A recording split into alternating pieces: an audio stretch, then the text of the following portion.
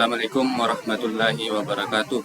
Perkenalkan, nama saya Sarul dengan NIM C1B124040 dari Pendidikan Jasmani Universitas Megarizky. Mata kuliah perkembangan kurikulum.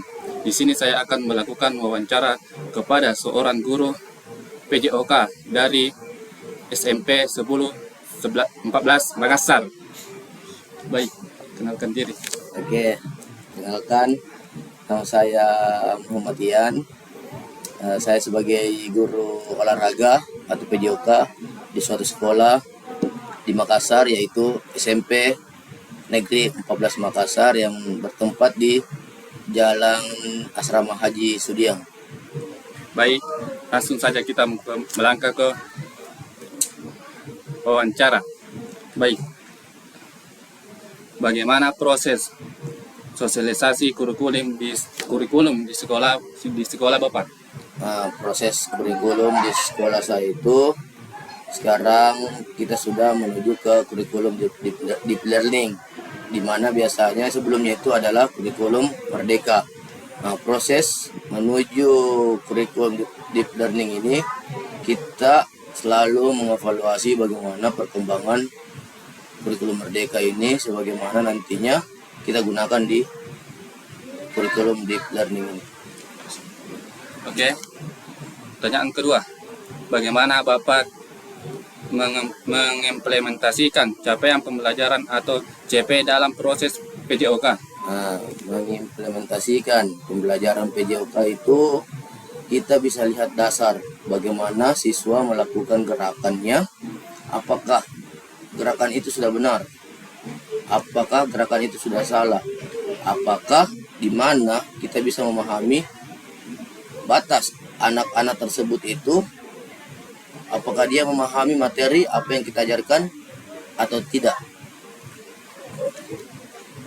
Pertanyaan ketiga, apakah melakukan pengembangan kurikulum sesuai karakteristik peserta didik? Mohon diberikan contoh.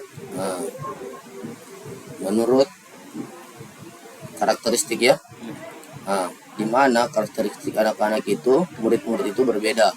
Ada yang memahami dan ada yang tidak memahami. Bagaimana kita bisa memahami suatu keadaan murid tersebut dengan cara kita melakukan permainan yang melingkup semua aktivitas pada pembelajaran PJOK tersebut. Oke, baik. Pertanyaan kelima, menurut Bapak, apa kesulitan terbesar dalam menerapkan kurikulum merdeka pada pembelajaran PJOK? Di sini pertanyaan yang biasanya itu kesulitan dalam PJOK. Bagi guru PJOK itu ya bisa dibilang tidak adalah kesulitan, toh. Kenapa saya bilang tidak ada kesulitan? Karena di mana permainan itu, di mana anak-anak itu bisa senang ketika permainannya itu menyenangkan. Itu dalam kurikulum merdeka. Bukan kita bisa memahami bagaimana siswa atau murid difokuskan dengan cabang olahraga tersebut, tidak. Tapi bagaimana anak-anak ini bisa bergerak, beraktivitas, dan berkeringat sama-sama dengan permainan apa yang siswa tersebut disenangi, seperti itu. Pertanyaan berikutnya, materi PJOK apa yang paling sulit diajarkan kepada peserta didik dan mengapa? Materi PJOK yang sulit itu ya biasanya ada di materi senam lantai. Di mana kenapa saya bilang sulit? Karena di senam lantai itu ada gerakan kayang, di mana siswa yang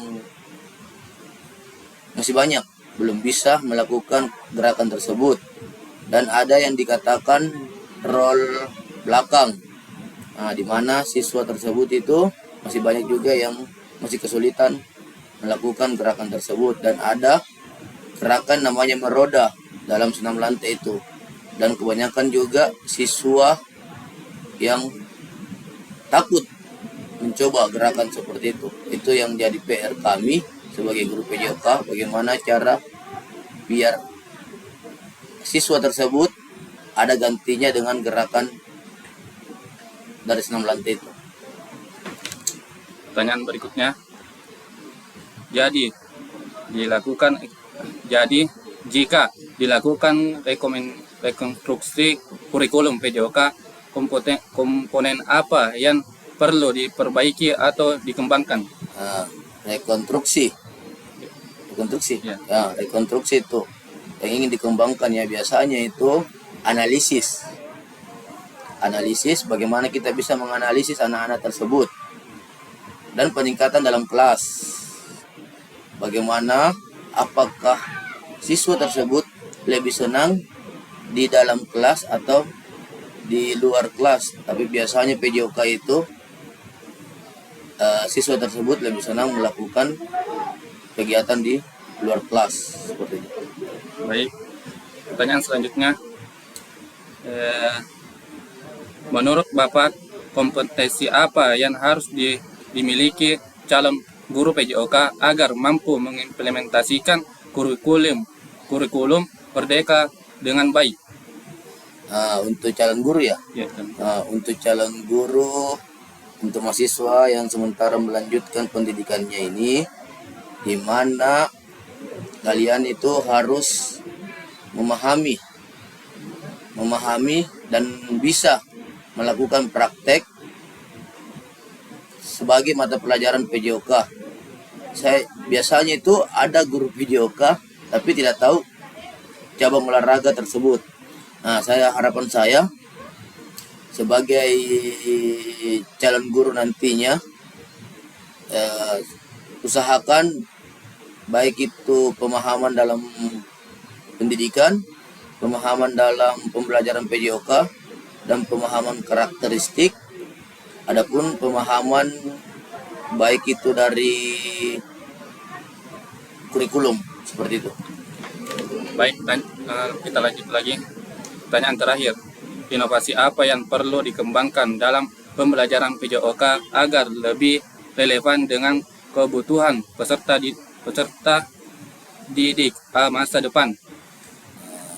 Apa yang pertama tadi? Inovasi apa yang perlu? Inovasi untuk kedepannya untuk peserta didik. Sebagai calon guru nantinya, lebih baiknya itu kita sebagai guru PJOK, kita sebagai guru yang biasa disebut guru outdoor. Karena kenapa saya bilang sebut guru outdoor, karena kita biasanya di lapangan. Kebanyakan itu permainan. Sebagaimana permainan itu, kalau itu terus yang kita ajarkan, pasti siswa tersebut bakalan bosan. Kita sebagai guru muda, guru PJOK, memiliki inovasi yang baik. Biar siswa tersebut semakin semangat belajarnya dalam PJOK tersebut. Kenapa saya bilang semangat? Karena kita selalu memunculkan inovasi-inovasi terbaru, baik itu dalam permainan maupun gerakan ataupun games-games yang ingin kita ajarkan nantinya. Biar nantinya siswa tersebut itu memahami bahwa saya diajarkan hal-hal yang belum saya dapatkan di SD, saya dapatkan di SMP. Begitupun apa yang dia dapatkan di SMA, belum dia dapatkan di SMP. Kita sebagai guru PJOK itu memiliki inovasi yang besar, yang kuat, biar kita sebagai pendidik, pengajar itu bisa bisa lebih mengakses sebagaimana inovasi itu berkembang pada kebutuhan siswa. Terima kasih. Itulah wawancara yang saya lakukan kepada guru PJOK SMP 14 Makassar. Sekian dan terima kasih.